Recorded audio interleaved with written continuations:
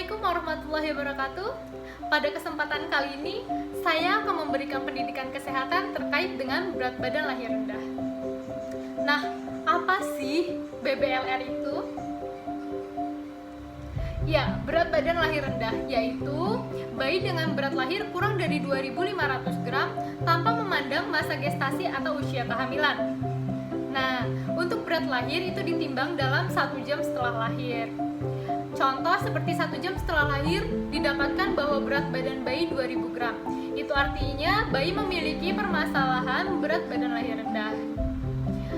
BBLR ini sendiri digolongkan menjadi 2. Yang pertama itu ada prematur murni, yaitu masa kelahiran kurang dari 37 minggu.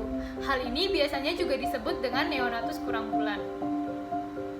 Selanjutnya ada dismaturitas atau bayi kecil masa kehamilan. Nah, kecil masa kehamilan itu jika bayi lahir dengan berat badan di bawah persentil ke-10 kurva pertumbuhan janin. Kira-kira apa sih yang menyebabkan berat badan lahir rendah? Untuk BBLR sendiri banyak faktor yang dapat menyebabkan. Yang pertama ada dari faktor ibu. Ibu yang memiliki penyakit seperti anemia, hipertensi, diabetes mellitus, lalu ada trauma fisik dan psikologis, itu juga dapat mempengaruhi berat badan lahir rendah. Lalu ibu yang hamil pada usia kurang dari 16 tahun atau lebih dari 35 tahun.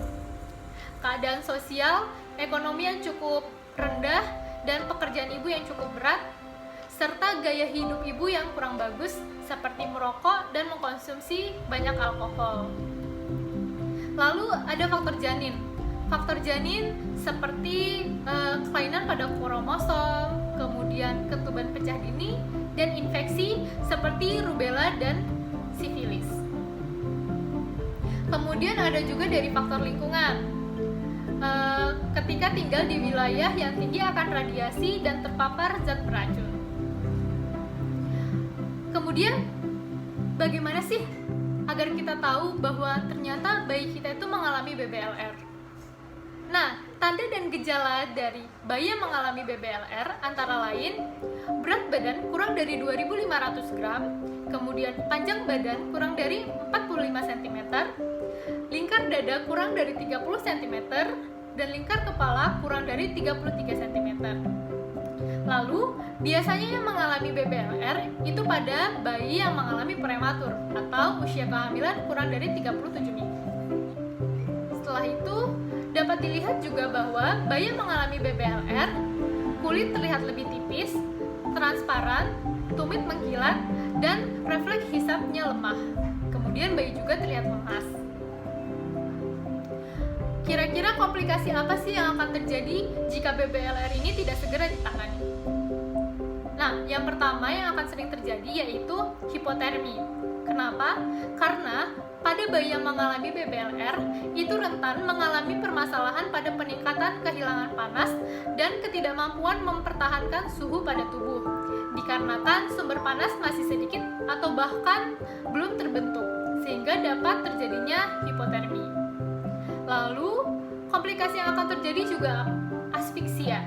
Kenapa? Karena pada pasien BBLR dapat terjadi surfaktan dan belum sempurna dalam pertumbuhan dan perkembangan paru, sehingga dapat menyebabkan kesulitan untuk memulai pernapasan.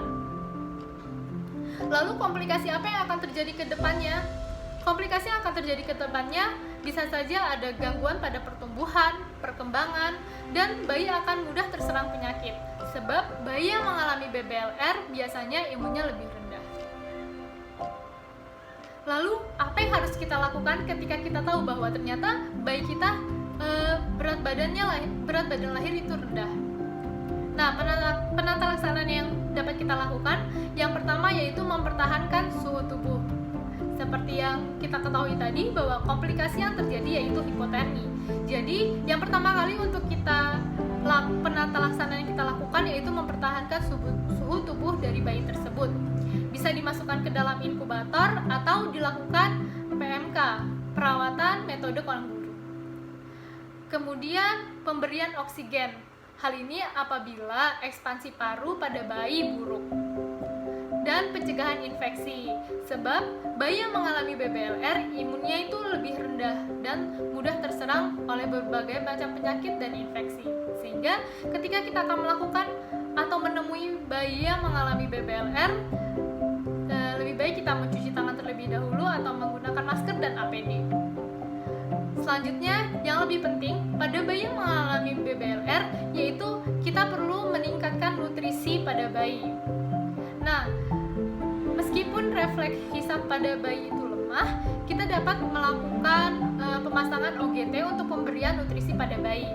Diharapkan bayi akan mengalami peningkatan 30 gram per hari selama 1 bulan pertama.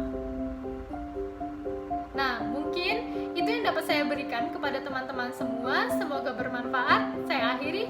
Wassalamualaikum warahmatullahi wabarakatuh.